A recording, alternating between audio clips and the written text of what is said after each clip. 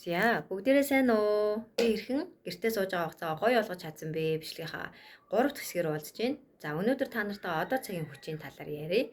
Тэгээд өнөөдрийгөө мэдэрч тэ хайрлж түүндээ сэтгэл ханаж ингэж амьдрах шиг одоо сайхан амьдрал гэж байхгүй.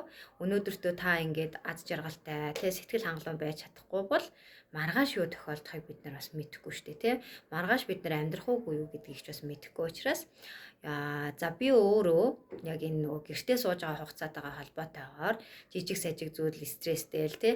Ерөөсөө л амьдралынхаа сайн сайхан зүйлсийг нэг харж чадахгүй юм болсон байсан. За тэгээд үүнийгээ бол ухаарч мэдснийхаа дараа за би ерөөсөө ийм болоод байгаа юм байна тий. За би ажил хайртай хийж чадахгүй, ажилдаа орох боломжгүй. Тийм учраас одоо өнөөдөр би хүүхдээ хараа сууж байгаа. Энэ цаг хугацаагаа л хайрлая. Хүүхдээ гоё өсгөе, хүүхдээ гоё хайрлая, гоё хооллож унтлая тий. За сайн сайхан зүйлсийг зааж сургая гэгээд ингэж гоё одоо бодож эхэлсэн. Тэгээд ингээд бодоод эхлэхээр ямар нэгэн одоо зүйлийг хүүхдтэй муугаар сүргөөр харуулахгүй тий.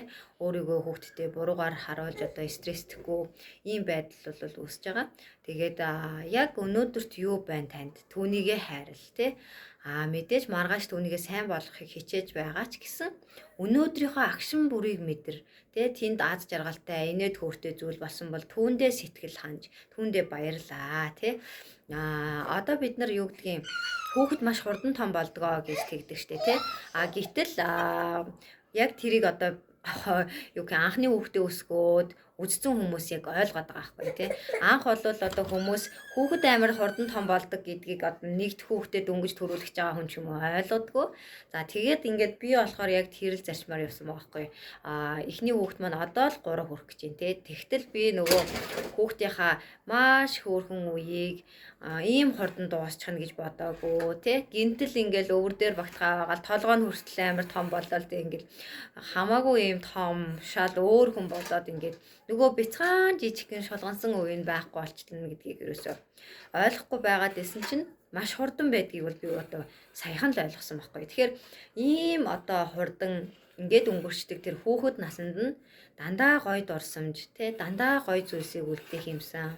За тэгээд би одоо ингээд өөрөө нөрийн хүртэл одоо хүүхдээ өсгөхдөө сайхан жоохон одоо ингээ хүүхдтэй уур хумдлаа гаргасан ч юм уу тий буруу зүйл ингээд хүүхдтэй мэдрүүлсэн болвол тэрэндээ бас айгүй харамсдаг юм байна. Тэгээд дахиад тийм алдаагаа бас давтахгүй төлөө би өнөөдөр бага одоо хүүхдтэрээ бол айгүй гоё ингээ өнөөдрөөгөө мэдрээд хүүхдээ сайхан одоо өсгөж хүүхдтэй сайн сайхан гоё дурсамжийг үлдээхийн төлөө ингэж хичээж байгаа. Тэгээд зөвхөн хүүхэд гэлтгүү те бид нар одоо нөхөртөөгөө гэр бүлээ бүхлээр нь те за бусад одоо аав ээжүүд ах эгчнэр төрөл садан гэдэг ингээд бүх хүмүүстэй ерөөсөө л маш гоё мэдрэмжээр хайрлж тэд нартайгаа тэ өнөөдөр л тэд нар маань байна тэ өнөөдөр л бид нар байна. За гэд ингээд энэ бүхнийг одоо сайхан мэдэрч хайрлж ингэж өнгөрүүлдэг байя. Тэгэхгүй болвол өнөөдрөө мэдрээгүй хүн, өнөөдрөө хайрлаагүй хүн маргааш аз жаргалтай болохгүй шүү дээ, тий.